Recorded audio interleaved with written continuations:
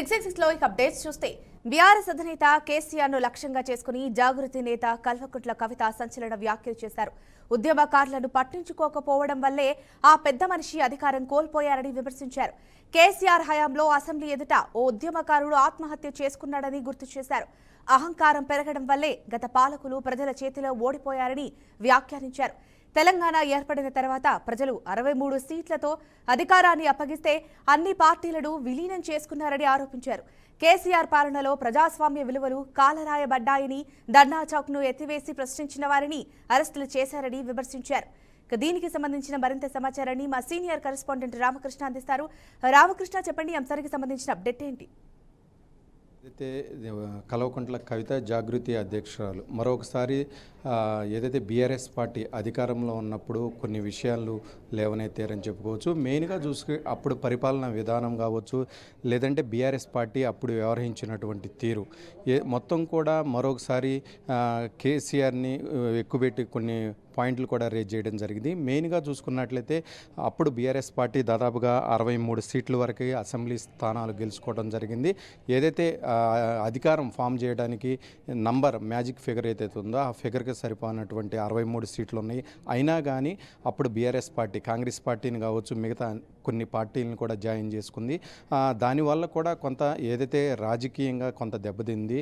So ఎక్కడ కూడా ప్రజలు ఏదైతే మ్యాండేటరీ ఇచ్చారో ఆ మ్యాండేటరీ దాటిపోయి ఏదైతే ప్రతిపక్ష పార్టీలని లేవకుండా చేయాలనేది ప్రధానమైనటువంటి టార్గెట్ అప్పుడు బీఆర్ఎస్ పార్టీదని కవిత సంచలన వ్యాఖ్యలు చేశారు. మరోపక్క ఏదైతే ఉందో ఉద్యమకారులు కీలకంగా ఎప్పుడు కూడా కవిత ఎప్పుడు ఏదైతే బీఆర్ఎస్ పార్టీ నుంచి బయటకు వచ్చిన దగ్గర నుంచి కూడా ఉద్యమకారులని దీనికి వైపు ఉంటున్నారు. మెయిన్గా చూసుకుంటే అప్పుడు ఉద్యమకారులని ఎవరిని కూడా పట్టించుకోని పరిస్థితి అయితే ఉంది. అప్పుడు ఏదైతే దీనికి సంబంధించి ఉద్యమకారులు కూడా చనిపోవడం జరిగింది సెక్రటరియట్ ముందు అని చెప్పి అలాంటి పాయింట్లు కూడా లేవనెత్తడం జరిగింది. సో మొత్తం మీద చూసుకున్నట్లయితే కవిత త్వరలోనే పార్టీ పెడుతుంది, దానికి అనుగుణంగానే బేస్ రెడీ చేసుకుంటుంది అని చెప్పేసి కొంతైతే దీనికి సంబంధించి కూడా ఒక చర్చ అయితే జరుగుతుంది. సో మొత్తం మీద చూసుకున్నట్లయితే కవిత త్వరలోనే జిహెచ్ఎంసీ ఎలక్షన్స్లో ఖచ్చితంగా పార్టీ పెట్టే అవకాశం ఉంది. పార్టీ పేరు, దానికి కావాల్సినటువంటి స్థితిగతులు ఏ విధంగా ఉంటాయి ఏంటి అనేది కూడా బయటకు వచ్చే అవకాశం ఎక్కువగా ఉంది. సో ఖచ్చితంగా జిహెచ్ఎంసీ ఎలక్షన్లో లోపు కవిత పార్టీ పెట్టే అవకాశం ఉంది. సో మొత్తం మీద చూసుకున్నట్లయితే అప్పుడు బీఆర్ఎస్ పార్టీని టార్గెట్ చేస్తూ తండ్రి కేసీఆర్ గురించి కూడా కొన్నిసార్లు మాట్లాడిన పరిస్థితి ఉంది. సో మొత్తం మీద చూసుకున్నట్లయితే కవిత మాటలు ఏ విధంగా బీఆర్ఎస్ పార్టీ కౌంటర్ ఇస్తుంది అనేది మాత్రం వేచి చూడాల్సిన పరిస్థితి ఉంది. Jhansi, thank you Ramakrishna for the update. Telangana municipal ఎన్నికల ఫలితాల రాజకీయాలు ఆసక్తిని రేపుతున్నాయి. ఈ ఎన్నికలను అన్ని పార్టీలు ప్రతిష్టాత్మకంగా తీసుకున్న నేపథ్యంలో తమ అభ్యర్థులు ఎవరు చేజారకుండా ఉండేందుకు ప్రధాన పార్టీలు క్యాంపు రాజకీయాలను షురూ చేశాయి. ఇక ఎగ్జిట్ పోల్స్ అంచనాలతో పాటు తమ అందిన ఫీడ్బ్యాక్ ఆధారంగా ఆయా మున్సిపాలిటీలు, మున్సిపల్ కార్పొరేషన్లలో పోటీ చేసిన తమ అభ్యర్థులందరినీ శిబిరాలకు తరలిస్తున్నారు. అయితే నిన్న జరిగిన ఈ ఎన్నికకు సంబంధించి రేపు ఫలితాలు వెలువడబోతున్నాయి. ఇంకా ఫలితాలు వెలువడక ముందే పార్టీలు క్యాంపు రాజకీయాలకు తెరలేపడంతో స్టేట్ పాలిటిక్స్ మరింత రసవత్తరంగా మారుతోంది. ఇక ఇదే అంశానికి సంబంధించిన పూర్తి సమాచారాన్ని మా ప్రతినిధి రవీంద్ర అందిస్తారు. రవీంద్ర, చెప్పండి. ఏదైతే మున్సిపల్ ఎన్నికలైతే నిన్న ముగిసింది, మొత్తం మీద అక్కడ ఉన్నటువంటి ఏదైతే 116 మున్సిపాలిటీ ఎన్నికలలో దాదాపుగా ఎలక్షన్లు ముగిసిన తర్వాత ఎగ్జిట్ పోల్స్ కానీ, వాళ్ళ ప్రత్యర్థుల సర్వే కానీ, ప్రైవేట్ ఏజెన్సీల సర్వే ద్వారా కానీ, వాళ్ళు నియమించుకున్నటువంటి ఏజెంట్ల ద్వారా, అంటే పార్టీ ఎన్ని టికెట్లు వస్తాయి, ఎంతమంది గెలుస్తారనేది గెలుపోటల మీద దాదాపుగా అంచనాలకు వచ్చిన తర్వాత అక్కడి నుంచి రేపు కౌంటింగ్ స్టార్ట్ అవుతుంది. కాబట్టి ప్రత్యర్థుల నుంచి, అంటే బీఆర్ఎస్ నుంచి కాంగ్రెస్ నుంచి బీజేపీ, అంటే ఎవరు గెలిచినా ఒకవేళ చైర్మన్ పదవి అధిరోహించాలి అంటే సరైనటువంటి మెజార్టీ రావాలి. కాబట్టి ఎవరైనా ఒక్కళ్ళు చేతుల ఆశావాహులు ఉంటే జంపింగ్ చేసుకొని పోయినా, లేకుంటే మనదాళ్ళకి వెళ్ళి అభద్రతగా ఉన్నటువంటి వ్యక్తులు ఎవరైనా ఉన్నారా, అలాంటి వ్యక్తులకు ముందే మనం ఇక్కడ నుంచి క్యాంప్ వేసి పెట్టేయాలి. విన్ అయితేనే మన క్యాంప్లకు వెళ్ళి తీసుకురావాలనేది మాత్రం చాలా చోట్ల, చాలా జిల్లాలలో ఆ క్యాంప్ రాజకీయాలు నడుస్తున్నాయి. అంటే దాదాపుగా ఫామ్ హౌస్లకు తరలించి ఆ కౌంటింగ్ అయిన తర్వాత ఆ అభ్యర్థులు మొత్తం, అంటే ఒక పార్టీ నుంచి ఎంతమంది అయితే అభ్యర్థులు కాంటెస్ట్ చేశారో వాళ్ళందరినీ కూడా క్యాంపుకు తరలించిన తర్వాత గెలిస్తే అక్కడే ఉంచుకుంటారు, గెలవడంలో మళ్ళీ బయటకు పంపించే విధంగా మెజారిటీ వెళ్తే మొత్తం అందరినీ కూడా క్యాంప్ రాయలకు తరలించిండ్రు. మొత్తం మీద ఫామ్ హౌస్ లకు హైదరాబాద్ కావచ్చు, రిసార్ట్స్ కావచ్చు, వివిధ ప్రాంతాలలో పోటీ క్యాంపెయిన్లు అయితే జరుగుతున్నాయి. అలాగే ఇప్పుడు ఆసిఫాబాద్ లో బీఆర్ఎస్ వర్సెస్ బీజేపీ అనేది దాదాపుగా క్యాంపులు కంప్లీట్ అయిపోయినాయి. ఎవరికి వాళ్ళు వాళ్ళ అభ్యర్థులు తీసుకొని క్యాంపులకు వెళ్ళడం జరిగింది. అట్లే పెద్దపల్లి కూడా అదే జరుగుతున్నది. అంటే మొత్తానికి ఎక్కడ కూడా బాల్క సుమారు ఆధ్వర్యంలో చాలా మంది కూడా క్యాంపులకు తరలించి మా వాళ్ళే గెలుస్తారు, మేమే సీట్ను అధిరోహిస్తాం అనేటువంటి సంధానం. అంటే రకరకాలుగా నల్గొండ చూసుకోండి, ఇంకా వరంగల్ ప్రాంతానికైతే ఇంకా అట్లాంటిది ఏమి స్టార్ట్ కాలే. కానీ మిగతా జిల్లాల్లో అభద్రతా భావం కలిగినటువంటి నేతలలో ఒకవేళ అధికార పార్టీకి జంపై వెళ్ళిపోతారేమో అభ్యర్థులని ముందు జాగ్రత్తలు అయితే వాళ్ళ ఆధీనంలో పెట్టుకోవడానికి అయితే క్యాంప్ రాజకీయాలకు శ్రీకారం ఇచ్చారు. రేపు వాళ్ళ అంచనాలకు అనుగుణంగా వస్తున్నాయా తీర్పులు, లేకుంటే తలకిందులు వస్తున్నాయా, లేకుంటే ఏమన్నా తేడాగా వస్తుందా అనేటువంటి అభద్రతా భావం కలిగినప్పుడు నమ్మకం లేని వ్యక్తుల పైన కొంతమంది జారిపోతారేమో, మన క్యాంపులకు వెళ్ళి ముందు గెలిచిన తర్వాత అక్కడ వెళ్ళిపోతారేమో అనే భావంతోనే ముందే వాళ్ళ ఆధీనంలో పెట్టుకొని క్యాంప్ రాజకీయాలు చేయడం జరుగుతున్నది. మొత్తం మీద హాట్ టాపిక్ రేపు జరగబోతున్న ఈ టైం వరకల్లా మధ్యాహ్నం కల్లా ఫలితాలు వెలువడే అవకాశం ఉంది. ఎన్ని సీట్లు బీఆర్ఎస్, ఎన్ని సీట్లు కాంగ్రెస్, ఎన్ని సీట్లు బీజేపీ అనే సంధానం ఎవరికి వాళ్ళు లెక్కలేసుకుంటూ దానికైతే ముమ్మరంగా సర్వేలు అయితే చేయించి ఉన్నారు. రేపు మధ్యాహ్నం కల్లా మొత్తం ఫలితాలు వెలువడనున్నాయి. Right, thank you Ravinder. Congress senior నేత మాజీ ఎమ్మెల్యే జగ్గారెడ్డిపై సంగారెడ్డి పోలీసులు తాజాగా కేసు నమోదు చేశారు. ఎన్నికల విధుల్లో ఉన్న సిబ్బందిని అడ్డుకోవడమే కాకుండా వారి విధులకు తీవ్ర ఆటంకం కలిగించారనే ఆరోపణలతో బిఎన్ఎస్ యాక్ట్ 223, 351, 352, 132, 329 సెక్షన్ల కింద అయితే కేసు బుక్ చేసినట్లుగా అయితే పోలీసులు వెల్లడించారు. ఇక ఇదే అంశానికి సంబంధించి పూర్తి సమాచారాన్ని మా స్పెషల్ కరెస్పాండెంట్ శ్రీకాంత్ అందిస్తారు. శ్రీకాంత్, చెప్పండి, దీనికి సంబంధించిన అప్డేట్స్ ఏంటి? ఏదైతే 116 మున్సిపాలిటీలు అలాగే 7 కార్పొరేషన్లకు జరిగినటువంటి నిన్న ఏదైతే ఫిబ్రవరి 11 నిన్న జరిగినటువంటి ఎన్నికలకు సంబంధించి రేపు క్లియర్గా అంటే రిజల్ట్స్ రానున్నాయి. అయితే దీనికి సంబంధించి అంటే ఈ మున్సిపాలిటీ ఎన్నికలు అలాగే కార్పొరేషన్ ఎన్నికలకు సంబంధించి ఒక హవా కొనసాగుతున్న నేపథ్యంలో ఈ సందర్భంలో ఒక అంశం మాత్రం హాట్ టాపిక్గా మారింది. అదే సంగారెడ్డి మున్సిపాలిటీకి సంబంధించి. సంగారెడ్డి మున్సిపాలిటీలో జరిగిన నిన్నైతే ఎన్నికల ప్రక్రియ జరిగిందో ఆ నేపథ్యంలో అక్కడ ఏదైతే కాంగ్రెస్ అభ్యర్థికి సంబంధించి అక్కడ ఉన్నటువంటి స్థానికంగా ఉన్నటువంటి సిఐ ఏదైతే ప్రవర్తన బాగోలేదంటూ కూడా జగ్గారెడ్డి ఫైర్ అయిపోయి కొన్ని దుర్భాషలు అన్నట్టు పరిస్థితి మనం చూసాం. అయితే దీనికి సంబంధించి కూడా ఎన్నికల సంఘం చాలా సీరియస్ అయింది. అయితే దీనికి సంబంధించి సంగారెడ్డి పోలీసులు కేసు నమోదు చేయాలంటూ కూడా ఆదేశాలు జారీ చేసింది. ఈ నేపథ్యంలోనే బిఎన్ఎస్ యాక్ట్ 223 అలాగే 351, 352, 132, 329 సెక్షన్ల కింద కూడా కేసు బుక్ చేయడం జరిగింది. అంటే ఈ ఎన్నికలకు అంటే ఏదైతే సిఐ ఎన్నికల విధులు నిర్వహిస్తున్న నేపథ్యంలో ఆ నిధులకు ఆటంకం కలిగించినట్టు కూడా ఏదైతే ఇటు ఎన్నికల సంఘం చెప్పుకొచ్చిన నేపథ్యంలో అలాగే కాంగ్రెస్ పార్టీకి సంబంధించి కూడా ఏదైతే జగ్గారెడ్డి వాదన కూడా ఇంకో రకంగా ఉంది. అంటే ఇక్కడ ఏదైతే కాంగ్రెస్ అభ్యర్థి ఉన్నాడో అభ్యర్థికి తీవ్ర స్థాయిలో కూడా దుర్భాషలాడుతూ కూడా సిఐ చాలా ఇబ్బంది కలిగినట్టు పరిస్థితి అక్కడ ఉంది. ఆ నేపథ్యంలో నేను ఇలా అంటే ఈ రకంగా నేను మాట్లాడాల్సి వచ్చింది, అంటే ఈ రకంగా జగ్గారెడ్డి మాట్లాడాల్సి వచ్చింది అంటూ కూడా కాంగ్రెస్ శ్రేణులు అక్కడ స్థానికంగా ఉన్నట్టు కాంగ్రెస్ శ్రేణులు కూడా చెప్పే ప్రయత్నం చేస్తున్నారు. అంటే ఓవరాల్గా చూసుకుంటే కనుక రేపు ఏదైతే మున్సిపాలిటీలకు సంబంధించి 116 మున్సిపాలిటీలు అలాగే 7 కార్పొరేషన్ సంబంధించి రిజల్ట్స్ అనేది రేపు రానున్నది. అయితే ఇప్పటికీ కూడా చూడొచ్చు మనం కాంగ్రెస్ పార్టీ ఇప్పటికీ చాలా ధీమా వ్యక్తం చేస్తుంది. దాదాపు 75 to 80% కూడా సీట్లు మొత్తం మేమే కైవసం చేసుకుంటాం అంటూ కూడా ఇటు కాంగ్రెస్ పార్టీ అలాగే దాంతోపాటు కూడా బీఆర్ఎస్ బీజేపీ కూడా ధీమా వ్యక్తం చేస్తున్న పరిస్థితి చూస్తున్నాం. బట్ ఓవరాల్గా ఈ అంశానికి సంబంధించి మాత్రం చూస్తే కనుక జగ్గారెడ్డి అంటే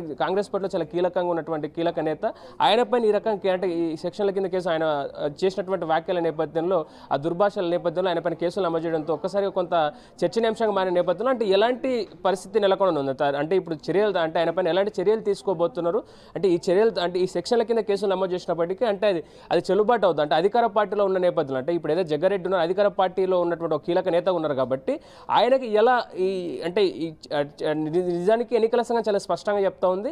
ఏదైతే దానికి సంబంధించినటువంటి చట్టానికి ఎవరు అతిథులు కాదు కాబట్టి ఖచ్చితంగా తప్పు చేసి దానికి శిక్షార్హులు అవుతారు కాబట్టి ఆ నేపథ్యంలో మేము కేసులు నమోదు చేయాలంటూ కూడా సంగారెడ్డి పోలీసులకు ఆదేశించడం చెప్పి కూడా చాలా క్లియర్గా చాలా స్పష్టంగా చెప్పే ప్రయత్నం చేస్తున్నారు. అంటే ఓవరాల్గా చూసుకుంటే జగ్గారెడ్డికి సంబంధించి ఈ కేసు బుక్ అవడం కొంత చర్చనీయాంశంగా మారిందని చెప్పుకోవాల్సిన అవసరం అయితే మనకు అనిపిస్తూ ఉంది. ఫాతిమా, రిమైనింగ్ అప్డేట్స్ చూస్తే ఏపీ శాసన మండలిలో గవర్నర్ ప్రసంగంపై ధన్యవాదాలు తెలిపే తీర్మానంపై మంత్రి పార్థసారథి వైసీపీ ఎమ్మెల్సీ బొత్స సత్యనారాయణ మధ్య వాడివేడి చర్చ జరిగింది. పరస్పరం సవాళ్లు ప్రతి సవాళ్లు విసురుకున్నారు. ఏ నియోజకవర్గంలోనూ తల్లికి వందనం కింద పూర్తి డబ్బు చెల్లించలేదని బొత్స పేర్కొన్నారు. 8 లక్షల మందికి అన్నదాత సుఖీభవ ఇవ్వలేదని అబద్ధాలు చెబుతున్నారని సభను తప్పుదోవ పట్టిస్తున్నారని మంత్రి పార్థసారథి విమర్శించారు. అయితే సభను తాను తప్పుదోవ పట్టించినట్లు రుజువు చేస్తే క్షమాపణ చెబుతారని చెప్పారు. విపక్ష నేత బొత్స చేసిన ఛాలెంజ్ ను స్వీకరించేందుకు తాము సిద్ధమని మంత్రి పార్థసారథి వెల్లడించారు. దీనికి సంబంధించిన మరింత సమాచారాన్ని మా బీఆర్కే ప్రతినిధి సుబ్బు అందిస్తారు. సుబ్బు, చెప్పండి, అంశానికి సంబంధించిన అప్డేట్ ఏంటి? ఓకే, ఈ రోజు అసెంబ్లీలో వాడివేడిగా చర్చలు జరిగినాయని కూడా చెప్పుకోవచ్చు. శాసన మండలిలో సవాళ్లు ప్రతి సవాళ్ళతో శాసన మండలి గద్దరిందని కూడా చెప్పుకోవచ్చు. అన్ని అబద్ధాలు చెప్తున్నారు ప్రతిపక్షానికి సంబంధించిన నేతలు అని చెప్పేసి చెప్పడం కూడా జరిగింది. బొత్స సత్యనారాయణ అమ్మకు అందరం దాని మీద సరిగా చెల్లించలేదు, అన్నదాత సుఖీభావకి 8 లక్షల మందికి చెల్లించలేదని చెప్పేసి చెప్పడం కూడా జరిగింది. అయితే వీటన్నిటిని అబద్ధాలు చెప్తున్నారు అని చెప్పేసి మంత్రి పార్థసారథి చేయడం జరిగింది. అయితే ఇవన్నీ నిజాలే అని చెప్పి సవాల్ చేయడం జరిగింది. బొత్స సత్యనారాయణ చేసిన సవాల్ని మంత్రి పార్థసారథి స్వీకరించడం కూడా జరిగింది. అంతేకాకుండా ఈ రోజు ఇంకొక విషయం కూడా జరిగింది. బొత్స సత్యనారాయణ 2004లో రాజశేఖర రెడ్డి హయాంలోనే ఎకో సిస్టమ్ ను ప్రారంభించామని చెప్పడం కూడా జరిగింది. ప్రభుత్వ సమాధానానికి సంతృప్తి చెందలేదని నిరసన వ్యక్తం చేస్తూ వాకౌట్ చేసి వైసీపీ శాసన మండలి సభ్యులు వాకౌట్ కూడా చేయడం జరిగింది. అంతేకాకుండా ఈ రోజు బాలకృష్ణ నందమూరి బాలకృష్ణ కూడా రావడం జరిగింది, అసెంబ్లీకి రావడం జరిగింది. లోకేష్ 10 నిమిషాల పాటు పర్సనల్ గా కూడా మాట్లాడడం జరిగింది.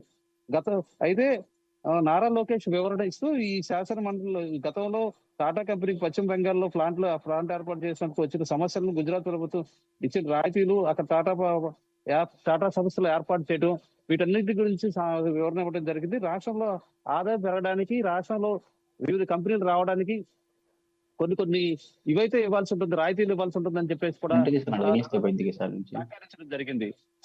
దీని మొత్తం మీద చూసుకుంటే ఈ రోజు అసెంబ్లీ సమావేశాలు బాగా వాడివేడిగా జరిగాయని కూడా చెప్పుకోవచ్చు. అసెంబ్లీ సమావేశాల్లో మొత్తం ప్రతిపక్షానికి సంబంధించిన నేతలు, విపక్షానికి సంబంధించిన నేతలు, అధికార పార్టీ నేతలు వీళ్ళందరూ కూడా ఒక చర్చల్లో పాల్గొనడం జరిగింది. మొదట గవర్నర్ తీర్మానానికి ధన్యవాదాలు తెలిపే కార్యక్రమంతో మొదలైన అసెంబ్లీ సమావేశాలు ఈ రోజు వేడిగా చర్చలు కూడా జరిగినాయి. మొత్తం మీద టోటల్ గా చూసుకుంటే ఈ రోజు అసెంబ్లీ సమావేశాలు మొత్తం కూడా కొంచెం రసవత్తరంగా కూడా జరిగాయని చెప్పేసి చెప్పుకోవచ్చు. ఇది అసెంబ్లీలో జరిగిన అంశాలకు సంబంధించి.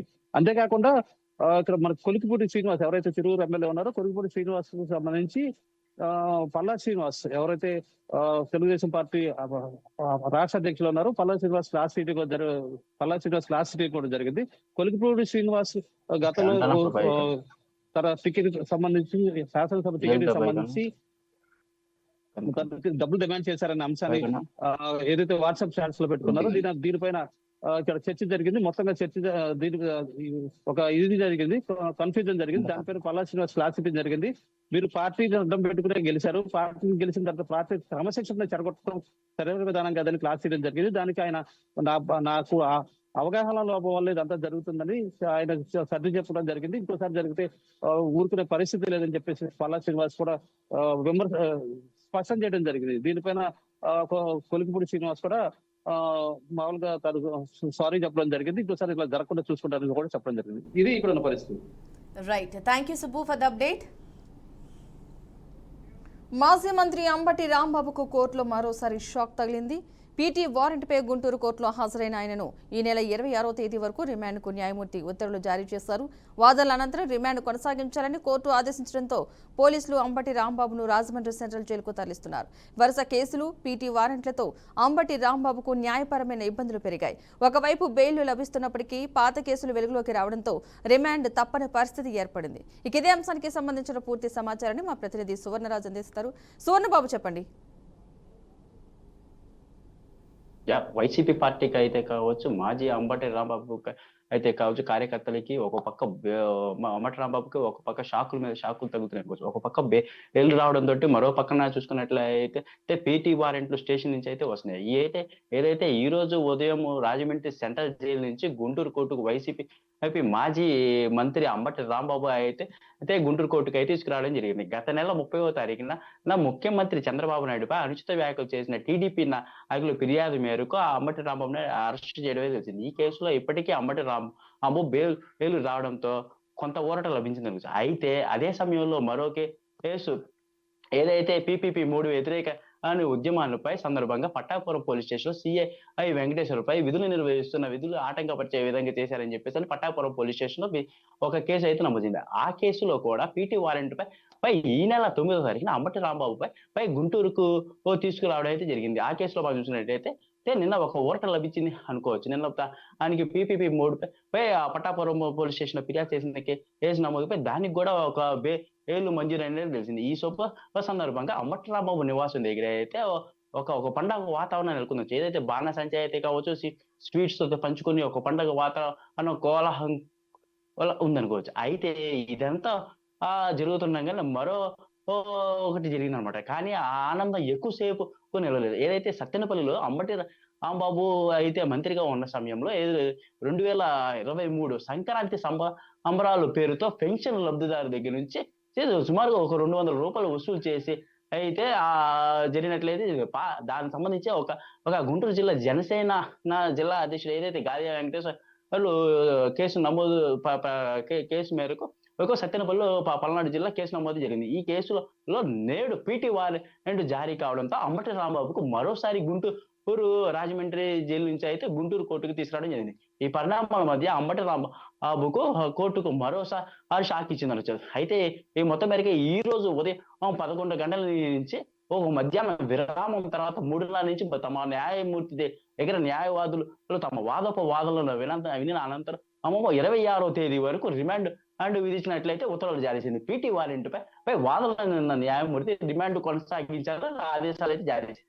దీంతో అంబటి రాంబాబుకు రాజమండ్రి సెంట్రల్ జైలుకు తరలిస్తున్నారు. అయితే ఒక బెయిలు, మరోవైపు వరుస PT వారెంట్లు అంబటి రాంబాబుకు కేసులు రాష్ట్ర రాజకీయాలు వేడెక్కిస్తున్నాయి. అసలు ఏం జరుగుతుంది, తర్వాత ఏం జరగబోతుంది అనే దానిపై ప్రజలు ఆసక్తిగా అయితే ఎదురు చూస్తున్నారు అనుకోవచ్చు. Right, thank you Suvarna Babu.